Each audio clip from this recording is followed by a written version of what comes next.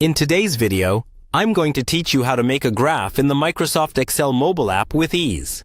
We'll walk through everything right on your phone so you can quickly turn raw numbers into a clear visual chart, even when you're away from your computer. First, open the Excel app on your mobile device and load the workbook that contains the data you want to turn into a graph. If your data isn't in a file yet, create a new blank workbook and type it in. Make sure your information is arranged in columns or rows, with a header at the top of each column like month and sales. These headers will become your labels in the graph, so keep them short and clear. Next, we need to select the data that will appear in the chart. Tap and hold on the first cell in your data range, then drag the selection handles until all the relevant cells are highlighted, including the headers. Be careful not to include extra blank rows or columns, because those can make your graph look confusing.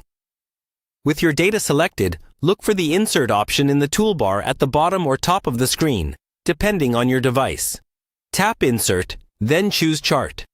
Excel will usually suggest a chart type based on your data, such as a column chart for comparing values, or a line chart for showing trends over time.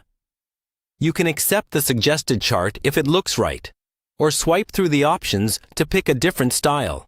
Once the chart appears on your sheet, you can move and resize it by tapping it. Drag it to a clear area of the worksheet, and use the corner handles to make it bigger or smaller. A larger chart can be easier to read on a small screen, especially if you're including several data points. To customize your graph, tap on it to reveal the chart options. Here, you can change the chart type, adjust colors, and edit elements like the title or legend.